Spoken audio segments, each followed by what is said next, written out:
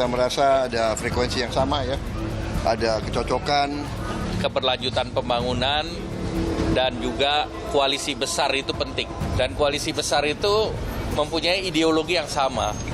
Dan kami ini semuanya ada di pemerintahan. Cocok. 3 partai, Demokrat, PKS, dan Nasdem, semakin serius, semakin intensif, dan bisa dikatakan progresnya nyata. Kami di Koalisi Perubahan dan Persatuan, secara kondisional saat ini, one step ahead, selangkah lebih maju sebenarnya, karena kami sudah secure PT 20% dan sudah jelas capresnya.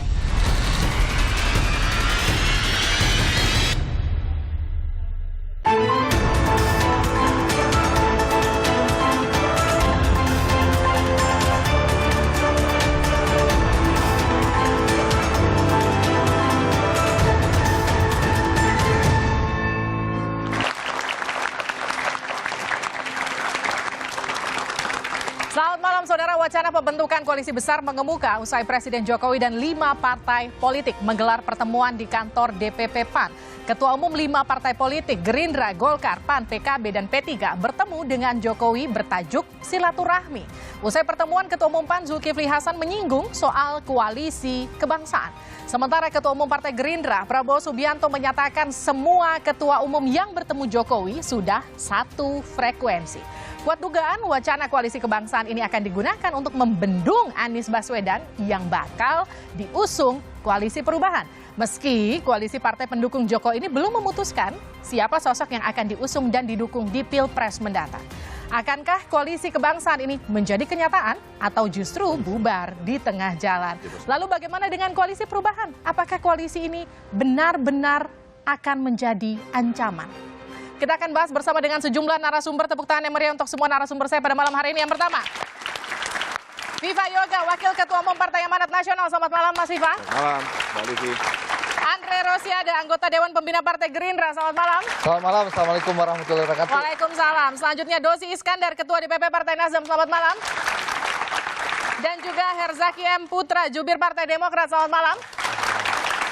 Dan juga teman-teman mahasiswa dari Politeknik Negeri Jakarta, UIN Jakarta, Universitas Budi Luhur, Universitas Pamulang, UPN Veteran Jakarta, dan Politeknik APP Jakarta. Saudara, inilah Dua Arah. Saya Liviana Charlisa.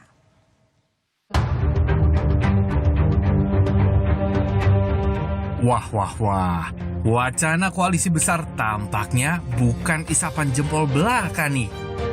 Acara silaturahmi Ramadan Partai Amanat Nasional diwarnai simbolisasi 5 parpol besar di Indonesia berencana menggabungkan kekuatan. Koalisi besar pun digadang-gadang akan terbentuk, apalagi kehadiran Presiden Joko Widodo di acara itu seakan memberi restu bagi koalisi ini.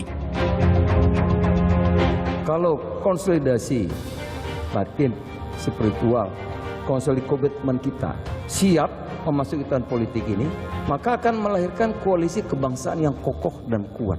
Jadi kita merasa ada frekuensi yang sama ya, ada kecocokan, dan kalau dilihat pimpinan partai kita sudah masuk ya dengan Pak Caimin, kita masuk timnya Pak Jokowi sebetulnya sekarang. Cocok.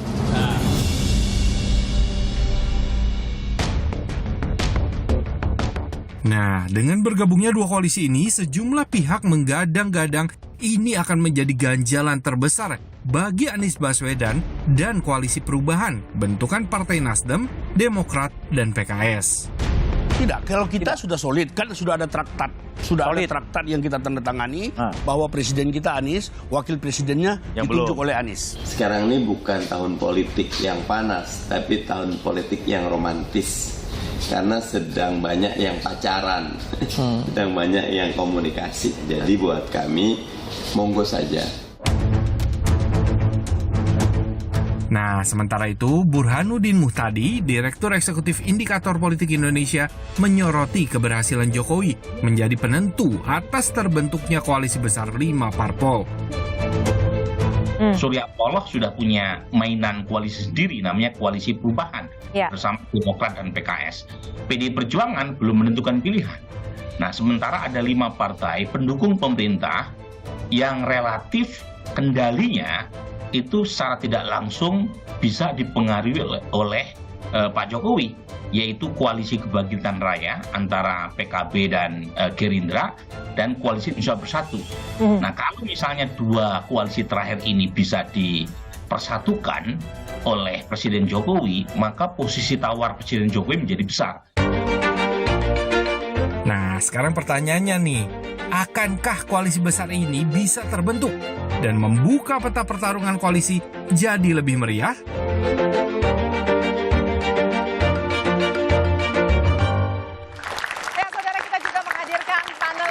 Adi Prayitno, beliau adalah Direktur Eksekutif Parameter Politik Indonesia.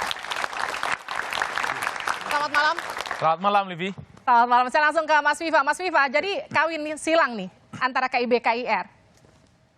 Ini bukan kawin silang, ini pertemuan dua gen yang positif antara Koalisi Indonesia Bersatu dengan Koalisi Kebangkitan Indonesia Raya yang kemarin formulasinya pada awal terjadi tanggal 2 April di kantor DPP PAN. Jadi ada beberapa hal penting dalam pertemuan itu, Livi, perlu saya sampaikan. Yang pertama, adanya komitmen dari 5 ketua umum partai politik untuk menghadirkan pemilu yang luber, jurdil, berkualitas, berintegritas, aman, nyaman, damai, dan bahagia. Karena pemilu adalah pengejawantahan dari kedaulatan rakyat.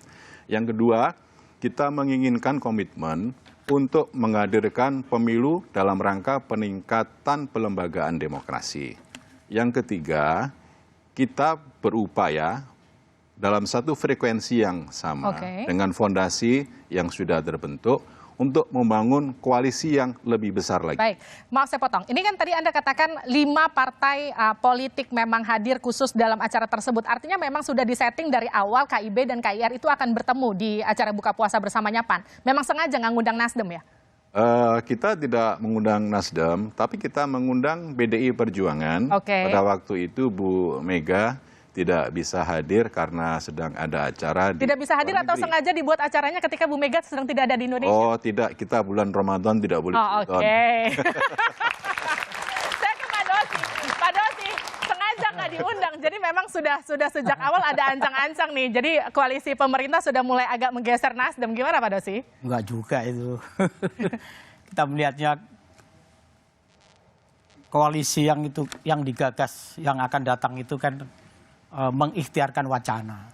Itu sudah benar ya, karena per konstitusi itu kan kewenangan atau katakan hak mengusulkan pasangan calon presiden dan calon wakil presiden oleh partai politik. Sehingga sekarang adalah saatnya partai politik harus bergeliat bagaimana memformat calonnya yang akan ditawarkan kepada. Tapi semua koalisi pemerintah itu ada dalam acara buka puasa bersama. PDIP aja yang katanya Bu Mega kebetulan lagi di luar. Tapi jelas-jelas Pak Viva mengatakan Nasdem sengaja tidak diundang. Saya nggak ngerti, ada 2 pendapat yang ada di sana. Mas Yoga mengatakan tidak diundang, tapi Mas Yandri atau apa yang mengatakan diundang. Hanya tidak bisa hadir karena Pak Surya di luar negeri. Memang kebetulan beliau sedang berada di luar negeri. Gitu. Oke, tepuk tangan dulu dong. Adi Prayitno. Mas Adi, kalau Anda melihatnya ini memang Nasdem sengaja memang sudah mulai ditinggalkan partai koalisi pemerintah atau gimana? Bukan hanya sengaja, tapi memang diniatkan. Bahwa saya ngomongnya bahkan masih diperhalus loh. Oh enggak, betul ini memang ditinggalkan. Suka tidak suka, memang Nasdem ini sengaja ditinggalkan. Karena Nasdem iman politiknya nggak berubah, Livi. Bahwa Nasdem ini tetap sami'na wa ta'na dalam poros perubahan yang mengusung Anies Baswedan, entah siapapun nanti calon wakilnya. Nah, yang menjadi pertanyaan adalah apakah koalisi kebangsaan, koalisi besar ini dengan atau tanpa PDIP? Itu kan pertanyaan-pertanyaan besar. Maju terus nggak ya? Betul, karena orang bertanya, jangan-jangan memang PDIP diundang, tapi diharapkan tidak hadir gitu loh, Pak. Saya tanya ke Mas Andre, jadi dengan atau tanpa PDIP koalisi kebangsaan tetap maju nggak? Jadi begini Livi, ini Adi ini kalau ngomong langsung gur gitu. Iya dong, jawab dong. Bukan pengamat politik, provokator politik. Jadi gini, membangun bangsa itu harus dilakukan bersama-sama. Ya, karena sekali lagi masalah bangsa ini begitu besar, lalu kita juga terdiri dari berbagai suku bangsa, agama, dan juga ribuan pulau.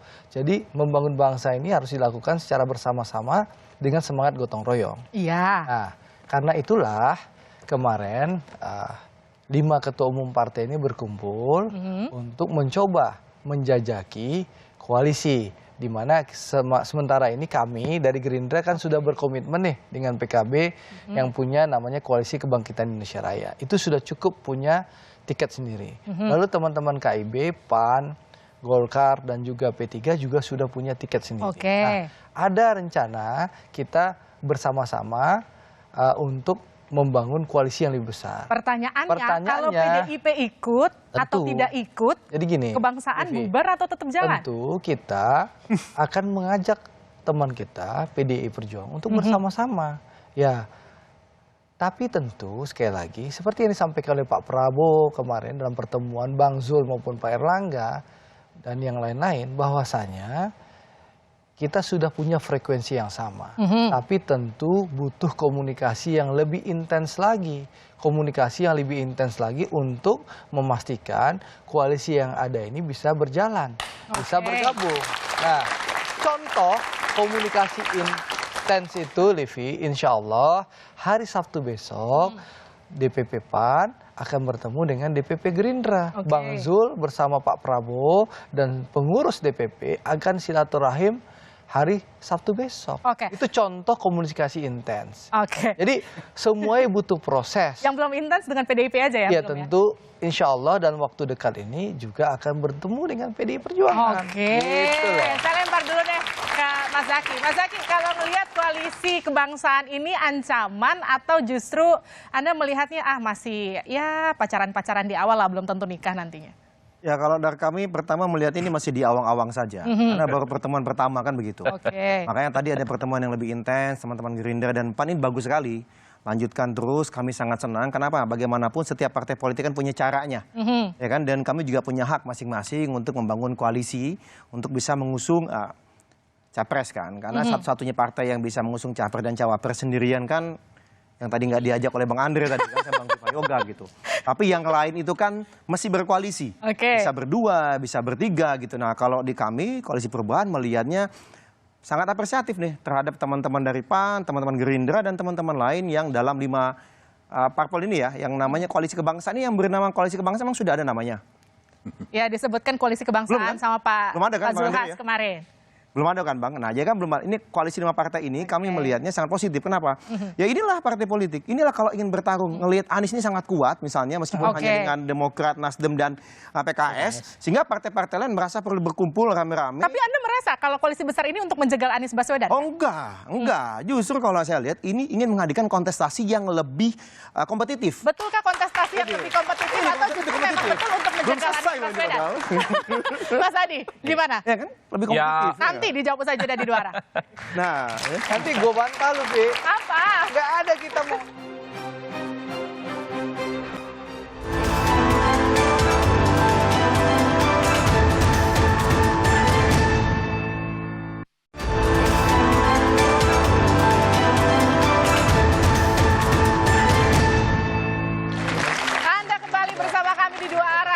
Membahas mengenai koalisi kebangsaan versus koalisi perubahan. Tadi ke Adi Prayitno. Jadi ini memang sengaja dibentuk untuk menjegal Anies Baswedan?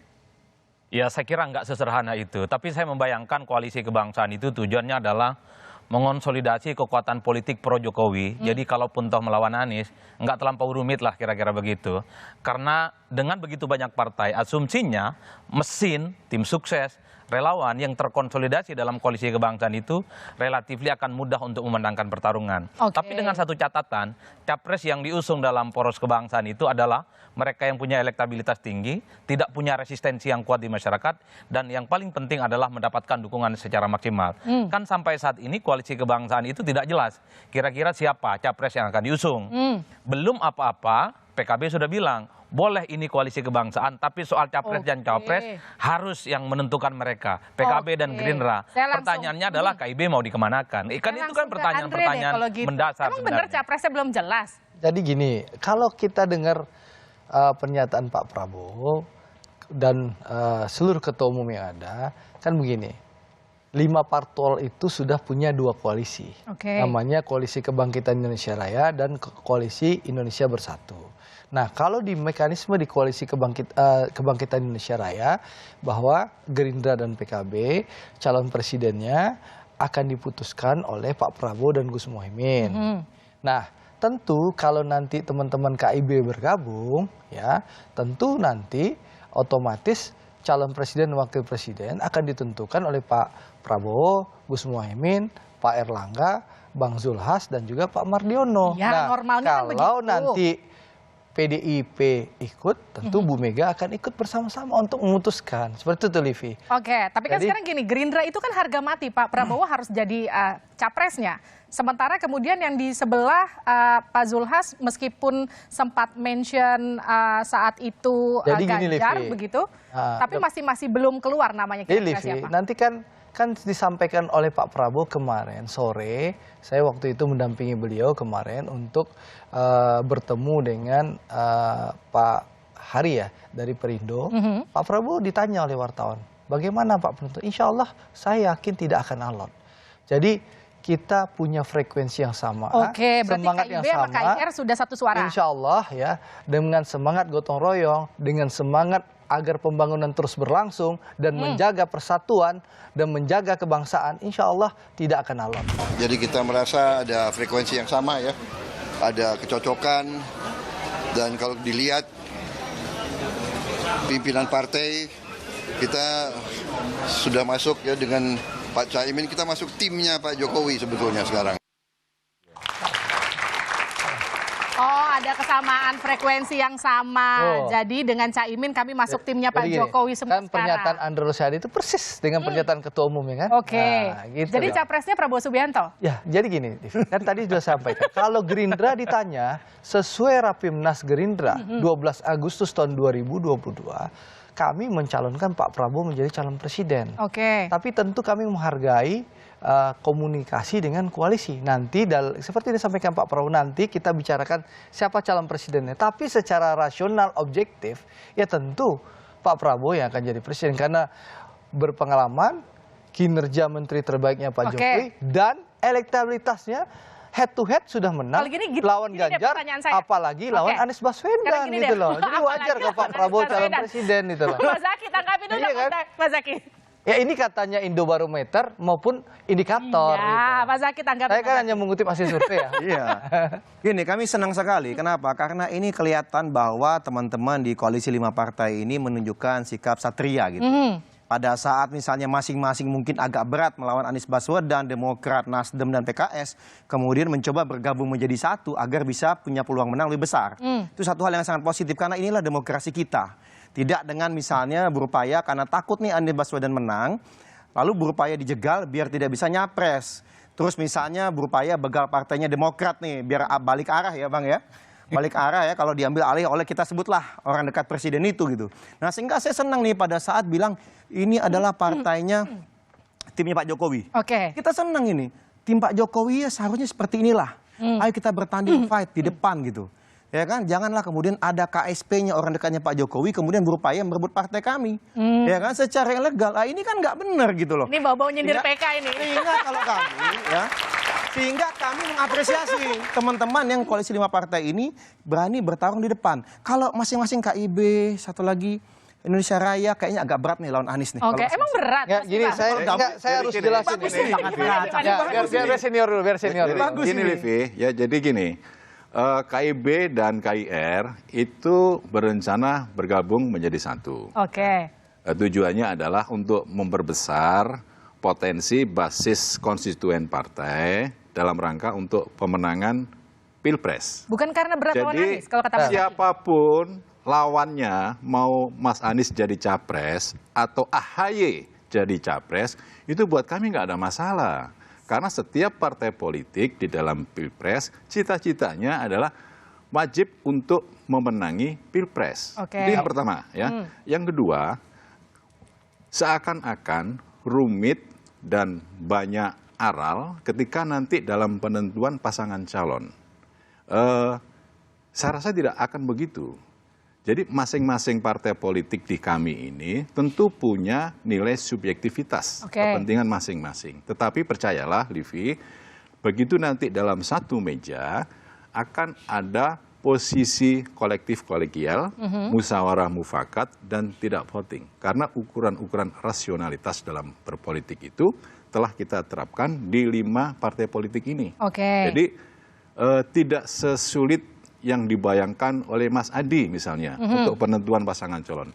Jadi disederhanakan saja bahwa 5 kekuatan partai politik ini adalah dalam rangka untuk membangun basis konstituen partai, dalam rangka untuk memenangi pilpres siapapun lawannya. Tidak harus Mas Anies. Saya boleh nambahkan. Saya juga bisa Mas jadi capres kalau berani.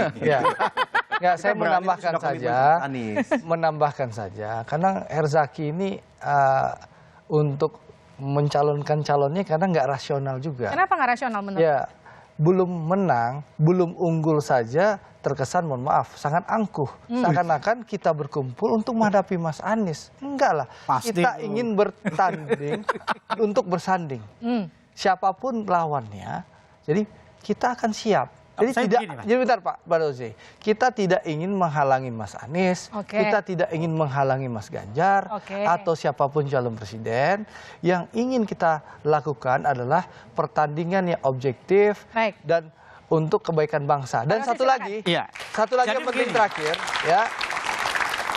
Bagaimana kami ingin melakukan kumpul-kumpul untuk menjegal Mas Anies di berbagai survei yang ada. Mohon maaf dengan segala hormat, survei Februari sudah menyatakan Prabowo dengan Mas Anies, Prabowo menang head to head. Prabowo dengan Mas Ganjar, Prabowo menang head to head. Lalu partai kami jauh lebih tinggi elektabilitasnya daripada partai-partai yang ada di koalisi perubahan. Jadi jangan itu adalah versi cerita surga terus. Mohon maaf. Dalam perjalanan dinamika politik ya. Tapi yang jelas begini, harus diakui bahwa deklarasi pertama baik KIB maupun KIR itu adalah kegagalan yang nyata untuk menghadapi Pak Anies. Kenapa? Muncul versi yang akan digalang, padahal yang akan digalang yang disebut dengan diistilahkan koalisi besar itu masih dalam konteks mengikhtiarkan wacana.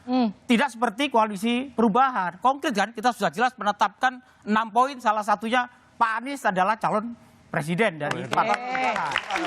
Kita ini sekarang disibukkan untuk melihat kondisi di lapangan, konsolidasi terus, strategi yang sedang dimatangkan, dan tinggal menentukan cawapres sambil ya melihat.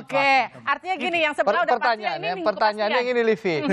Yang di sebelahnya Bang Dosi itu nanti Juni masih bertahan nggak kalau Anies nggak pilih AHY jadi presiden, jadi wakil presiden?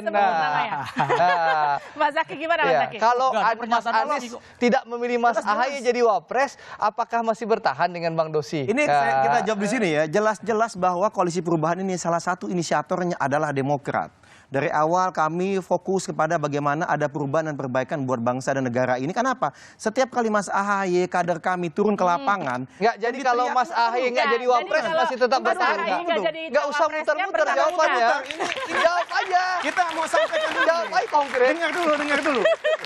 Semua meneriakan perubahan. Mengapa? Angka kemiskinan meningkat, pengangguran di mana-mana, PHK makin meledak sekarang, harga barang-barang kebutuhan pokok naik. Nah kemudian disitulah kemudian Mas AHY, Demokrat mencari teman-teman yang sepaham. Kita perjuangkan perubahan. Tapi kalau bukan AHY cawapresnya masih bisa di situ. Kita disatukan oleh ide gagasan. Jadi kalau Mas AHY nggak jadi wapresnya Mas Anies gimana? Bukan oleh individu, sehingga gagasan dan ide perubahan ini belum dijawab. Susah jawabnya ternyata. Sosoknya adalah Mas Anies Baswedan, dan kami sudah sampaikan tegas dan jelas berulang kali. Mas AHY sampaikan, cawapres itu adalah pada Mas Anies Baswedan yang memutuskan.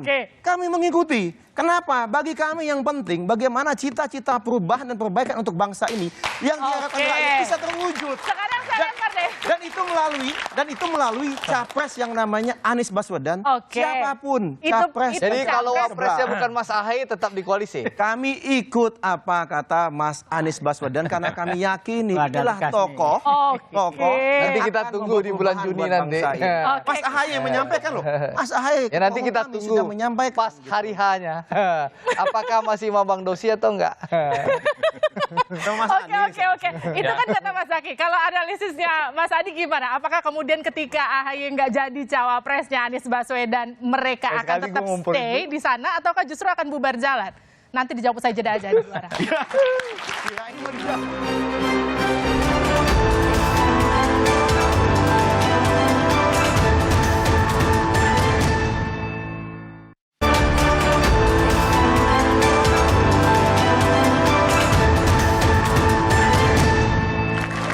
Anda kembali bersama kami di Dua Arah, masih membahas koalisi kebangsaan versus koalisi perubahan. Tadi pertanyaannya ke Adi Prayitno. Jadi menurut analisis Anda, kalau misalnya AHY bukan jadi cawapresnya Anies Baswedan, masih tetap stay nggak tuh Demokrat? Ya saya kira tetap di perubahan ya, sekalipun AHY tidak dipilih oleh Anies sebagai pendamping. Karena Demokrat sudah tidak ada pilihan ke yang lain. Ke koalisi besar pun akan ditolak, apalagi ke PDIP, haram hukumnya berkoalisi dengan Demokrat. Jadi ini adalah pilihan pahit, sekaligus berharap ada manis yang kemudian didapat. Berharap AHY segera diumumkan sebagai pendamping Anies. Oke. Kalau kita lihat trennya, Livi, 3 bulan, 4 bulan belakangan, aktivis Demokrat, kader-kader Demokrat, elit-elit Demokrat, tiap hari muji-muji Anies. Tapi AHY tidak kunjung diumumkan sebagai pendamping. Malah Nasdem itu melirik Hovifah. Kalaupun toh Hovifah itu misalnya tidak bersedia, sangat mungkin misalnya melirik mantan Panglima TNI Andika Perkasa. Kalau mau diserahanakan sebenarnya, Nasdem, Anies Baswedan hanya mau sama Demokrat, tapi tidak mau dengan AHY. Kan itu catatannya. Bener kan tuh Mas Dosi? Kalau saya belum yang poros kebangsaan nih, yang poros kebangsaan, oke, ini soal politik gotong royong dan kerjasama. Pertanyaannya adalah, sejauh mana keikhlasan politik gotong royong itu kalau Prabowo Subianto tidak dicapreskan dari koalisi ini? Nah, itu yang menurut saya menjadi ujian yang sesungguhnya. Saya Mas Dosi dulu jawab, Mas. Ya, kita kan sudah memastikan bahwa untuk yang menentukan calon wakil presiden itu adalah Pak Anies. Oke. Tetapi sebagai partai pengusung tentu kita terbuka. Kalau tadi kalimatnya Nasdem hanya pengen sama Demokratnya, bukan sama AHY-nya, gimana tuh? Wah, itu kan analisis Mas Adi, boleh aja. Kalau Nasdem tetap ya ke semuanya. Surya Paloh nggak mau Ya, AHY jadi pilih satu, cawapresnya Bang. Anies? Kita kan Nggak boleh menyerahkan semuanya, Pak harus Anies. dipilih satu. Sudah kita serahkan pada Pak Anies kan. Jadi sekarang terserah Pak Anies ya? Tentu nanti Pak Anies di dalam memutuskan. Pak Bang Dosi akan udah tahu bicara jawabannya dengan ketua umum untuk menentukan siapa yang tepat. Kita kan yang dipentingkan bagaimana memenangkan Udah tahu dia jawabannya. pemilu presiden. Tapi kalau Surya Paloh sudah oke dengan AHY, kenapa nggak buru-buru diumumin sebagai cawapresnya Anies? Itu Memang kan masih ada yang hitung-hitung ya? Soal-soal strategis yang diputus oleh ketua umum dan capres. Oke, tepuk tangan dulu dong. Saya ke Mas Andre deh. Mbak Livi, Gimana? Mbak Livi, boleh penguatan nggak? Boleh. Nih kan jawab Tadi soal Pak pertanyaan Prabowo. Ya, Adi. sebentar. Ya, soal Pak Prabowo tadi. Gini, kalau di koalisi Indonesia Bersatu dan KIR ini, itu relatif sudah ada common platform, persamaan, frekuensi, dan basis landasan yang relatif sama. Oke. Nah, problemnya sekarang, siapa nanti paslon yang akan diusung? Jadi kami ini sangat rasional. Ukuran-ukuran politik sekarang itu serba rasional. Hal-hal yang bersifat subjektif itu bisa dikuantitatifkan melalui hasil lembaga survei. Jadi unsur rasionalitas, soal popularitas, elektabilitas, dan elektabilitas itu menjadi bagian penting bahan pertimbangan di dalam proses merumuskan kebijakan. Jadi kalau kemudian itu menjadi dasar dalam proses perumusan mekanisme kebijakan, saya rasa hal-hal yang seakan-akan rumit itu akan menjadi sedikit. Gitu. Saya lempar deh sekarang ke Mas Zaky. Mas Zaky, jadi benar Demokrat itu nggak punya pilihan selain memang memilih Anies dan ada di koalisi perubahan. Karena nggak mungkin ke PDIP, nggak mungkin juga ke sebelah. Ya kalau kami justru yang memilih ke arah koalisi perubahan ini. Kami bersama-sama teman-teman Nasdem, bersama teman-teman PKS untuk membentuk koalisi perubahan ini. Jadi bukan karena nggak ada pilihan, justru kamilah menjadi inisiator bersama teman Nasdem dan PKS. Di koalisi perubahan ini semua sejajar, sama dan setara, sama-sama punya ide dan gagasan yang sama bagaimana perubahan perbaikan untuk bangsa dan negara ini bisa terwujud di 2024 yang nanti, gitu, ya kan? Ya masyarakat nggak mau lah gini-gini terus gitu. Mohon maaf, misalnya di era Pak SBY dulu 10 tahun, ya kan? Kita bicara 10 tahun, kemiskinan dari 36 juta di era Ibu Mega sehingga menjadi tinggal 27 juta. Di era Pak Jokowi ini bolak-balik 24, 26, bahkan sempat 28 juta. Mohon maaf, ini kan menjadi suatu catatan juga gitu ya. Bagaimana ke depannya yang miskin ini sudah semakin berkurang. Buat apa kita bangun gedung tinggi-tinggi, tetapi orang miskin makin banyak. Buat apa kita bangun gedung tinggi-tinggi, mau makan, mau kerja aja nggak bisa. Nah, ini yang menjadi pertanyaan. Dulu deh. Nah, ini adalah bagian dari ini ide gagasan besar yang akan kami perjuangkan nanti. Jadi bukan karena nggak ada pilihan ya. Gimana? Bukan masalah pilihan dan tidak ada pilihan. Ada perbedaan ya. Pak Jokowi ini dari seluruh hasil survei menunjukkan kepuasan publik itu di atas 70%. Hal itu berbeda dengan zaman periode yang lalu.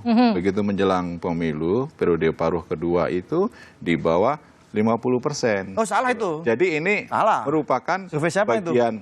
Coba dicek aja dia. Karena Pak SBY selalu di atas 70%, Bang. Mungkin boleh dicek kembali itu. Jadi menjelang pernah di bawah 60%. Itu nggak mencapai 70%. Jadi hal-hal yang bersifat data itu kita bisa berargumentasi. Itu sumbernya dari mana? Contoh saja soal pangan juga terjadi perdebatan, apalagi hal-hal yang bersifat substantif. Oke. Gitu kan? Mungkin saya tambahin dikit deh. Ya, gimana? Tadi menjawab pertanyaan Mas Adi Praitno soal Pak Prabowo. Kalau bukan tadi, Pak Prabowo gimana? Sebenarnya kan sudah dijawab sebenarnya oleh Bang Viva tadi.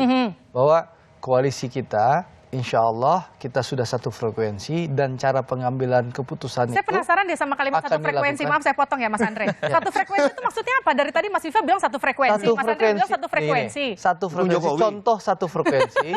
Pertama, kita ingin melanjutkan keberhasilan pembangunan Pak Jokowi. Dengan siapa capresnya? Ya tentu, kalau kami dari Gerindra udah jelas Prabowo Subianto. Nanti tentu akan dibicarakan dengan PAN, dengan PKB, dengan Golkar, dengan P3. Dengan PDIP enggak dong ya? Termasuk kan dengan PDIP PDI bilang Perjuangan. Kalau misalnya mau join sama PDIP jadi capres. Kalau PDI Perjuangan ingin bergabung, tentu dengan PDI kita akan diskusikan. Semua kan kita diskusikan.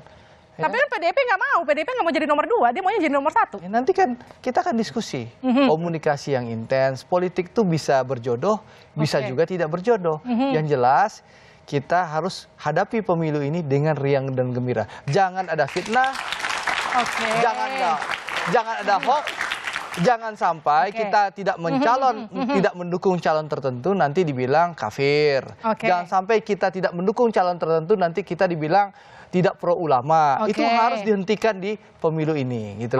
Saya ke Mas Adi. Mas Adi, PDIP itu kan minta porsi nomor 1. Ya. Maunya posisi capres. Tapi kan Gerindra yakin banget kalau Pak Prabowo nanti yang akan maju dari koalisi kebangsaan. Gimana nanti kira-kira Anda ngelihat kemungkinannya? Masih mungkin nggak nih PDIP gabung ke koalisi kebangsaan? Tapi dijawabnya usai jeda di Dua Arah.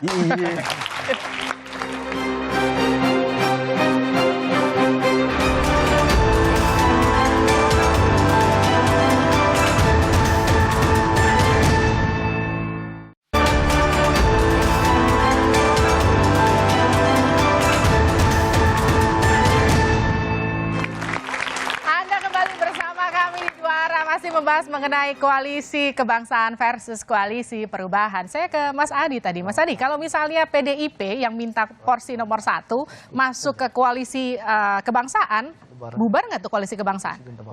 Kalau saya membaca statement-statement elit dari PDIP, mereka akan bergabung dengan poros kebangsaan ini dengan satu catatan.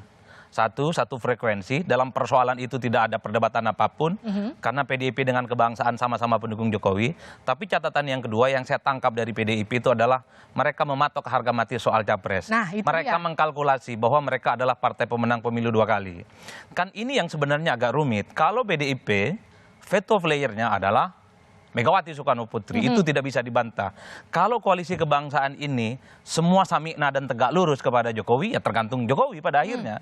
Karena ketika orang melihat sejumlah partai politik yang tergabung dalam poros kebangsaan itu seakan-akan ini bagian dari keinginan Jokowi menyatukan berbagai banyak dukungan-dukungan politik untuk maju di 2024. Jadi ini adalah ujian yang sesungguhnya sebenarnya, Livi. Apakah koalisi kebangsaan ini dengan atau tanpa PDIP? Itu kan pertanyaan-pertanyaan mendasar persoalan siapa calonnya. Tapi saya yang terakhir ini, yang soal poros perubahan ya. Kalau melihat kecenderungannya, AHY itu rasa-rasanya capres lah. Lebih galak dari Anies Baswedan. Jelas-jelas antitesa Jokowi. Nah, Anies ini nggak berani seperti Mas Herzaki ngomong. Ini kemiskinan meningkat, pengangguran bertambah, IKN itu abal-abal. Anies nggak pernah ngomong. Makanya Anies ini sebenarnya layak cawapres saja kalau begini. Kalau AHY bahkan bilang negara ini negara pisang. Wah, ini layak capres mestinya. Jadi soal komposisi ini harus dikocok ulang. Saya kita tepuk tangan nih kalau gitu. Saya ke Mas Andre dulu, Mas Andre. Jadi gimana Mas Andre kalau misalnya Herzaki dulu yang jawab. Ada dulu dong. Kalau misalnya PDIP masuk dan minta posisi capres, tetap di situ nggak nih? Kan saya sudah bilang tadi, kalau nanti PDI ikut berarti 5 ketua umum plus dengan Bu Mega akan duduk bareng bersama. Jadi nanti akan diskusi, akan ada komunikasi intens. Sing sabar. Iya, tapi Pak Prabowo nggak mungkin jadi cawapres ya? Nah, kalau kita lihat, kan Pak FIFA sudah menyampaikan keputusan akan diambil secara kolektif dan kolegial, secara rasional, secara objektif, musyawarah dan mufakat. Kolektif kolegial atau sama Pak Jokowi? Manut Pak Jokowi? Ketua umum partai kan Pak Jokowi sudah sampaikan, terserah ketua umum partai. Jadi nanti bukan di depan layar. Ketua umum partai akan gimana, Mas Andre? Ini berprasangka negatif. Dijawab, kan saya tanya.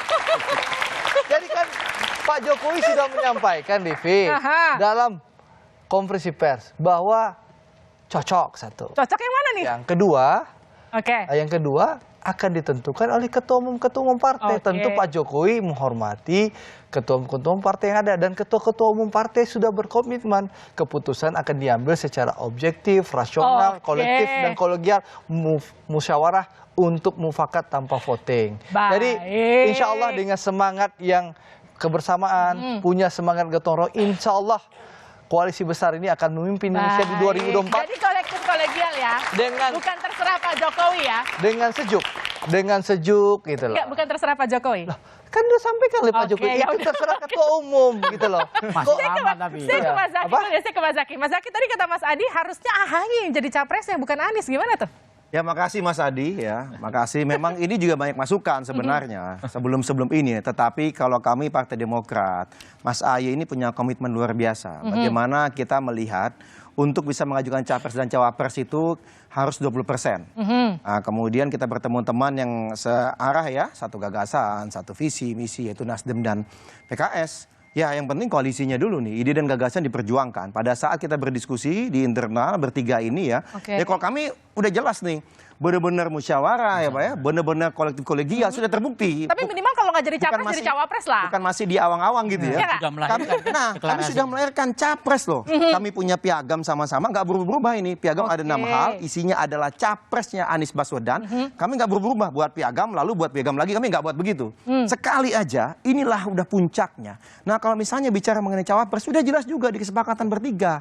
Kami serahkan kepada Mas Anies Baswedan. Ada kriteria. Karena kami disatukan oleh gagasan visi misi bagaimana melakukan perubahan dan perbaikan untuk Indonesia. Yang kedua adalah ada kriteria yang sangat jelas. Kami ini ingin bukan hanya sekedar berlayar. Tapi kata Pak SBY pengennya AHY harga mati jadi cawapresnya. Kata siapa? Benar nggak isu itu? Saya malah baru dengar ini. Ya kan saya minta konfirmasi. Nggak ada. Justru yang harga mati Anies Baswedan capres 2024. Oke, tepuk tangan dulu dong.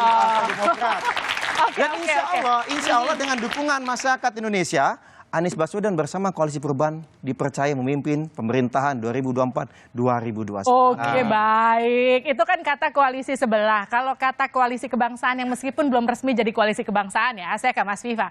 Mas Viva yang sebelah udah pasti punya capres. Yang ini capresnya siapa kira-kira? Tadi sudah saya katakan bahwa untuk penentuan pasangan calon akan ditentukan secara kolektif kolegial, musyawarah mufakat tanpa voting Kapan itu, Mas? melalui ukuran-ukuran objektif dan hasil yang sangat rasional.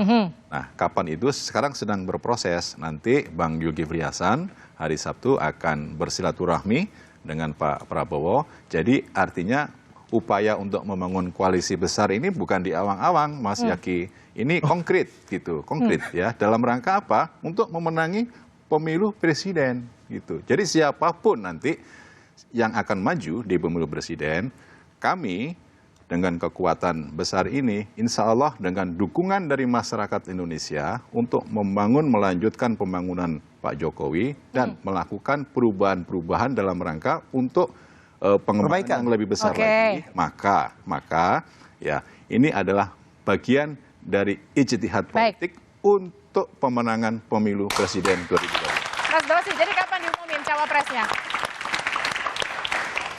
Ya masih tunggu waktu saja kan, yang deklarasi sudah jelas. Apa sih yang buat alot sebetulnya sampai nggak diumumkan? Nggak, bukan alot, kita nunggu yang dari sana supaya rakyat semua tahu siapa ini yang mau menghadapi Anies. Ini kan belum selesai, masih wacana. Oh, nunggu dulu pesaingnya siapa kira-kira nentuin cawapresnya. Gimana tuh Mas? Ditungguin dulu siapa yang muncul, baru ditentuin cawapresnya. Kalau kami, kalau di Gerindra sudah jelas Pak Prabowo calon presiden kami. Dan alhamdulillah Pak Prabowo di survei bulan Maret ini sudah head to head, sudah menang melawan Mas Ganjar maupun Mas Anies. Jadi menunjukkan bahwa rakyat memang menginginkan Pak Prabowo menjadi presiden 2024. Oke, kalau gitu gini deh pertanyaan saya. Jadi intinya kita akan terus berdiskusi, komunikasi dan intens. Insya Allah setelah kita komunikasinya selesai, kita akan mengumumkan siapa calon presiden kami. Dan insya Allah calon presiden kami ya adalah calon presiden yang mampu memimpin Indonesia menghadapi pemimpin yang kuat dan bisa mempersatukan dan mampu memimpin Indonesia. Berapa kali masih harus pertemuan koalisi tadi? Kan sampai sekarang belum. Bang Dosi, kita daftar. Ya, yang pertama kan gini Mas Andri. Yang pertama, KIB ini gagal menggalang lagi. Nggak ada kegagalan inisiatif Bang Zul, bahkan akan menggalang koalisi besar. Jadi gini Bang Ini kan masih belum menemukan formatnya. Pendaftaran ke KPU itu. Bang. Dan pendaftaran ke pendaftaran ke KPU itu bulan September, Pak. Iya, jadi sampai bulan September Mas Andre masih di samping Mas Viva nggak atau nanti seberang-seberangan? Tenang aja. Kalau memang kita berjodoh, insya Allah kita akan sama-sama ke KPU. Oke, tepuk tangan dulu deh. Itu loh. Memang elit dan juga partai politik sibuk membangun koalisi demi mengumpulkan kekuatan agar bisa menang. Gimik politik terus saja dipertontonkan jelang pemilu yang akan digelar tahun depan. Sayangnya kontestasi ini minim ide dan juga gagasan, publik tak tahu apa yang akan para elit dan juga partai politik ini lakukan guna memperbaiki kondisi negeri ini yang masih dibayangi korupsi, juga kemiskinan dan juga kesenjangan. Idealnya koalisi terbentuk karena kesamaan cita-cita dan juga gagasan, bukan sekedar kesamaan kepentingan dan bagi-bagi kue kekuasaan. Saya Liviana Cerlisa, kita ketemu lagi di Dua Arah minggu depan. Sampai jumpa. Thank you.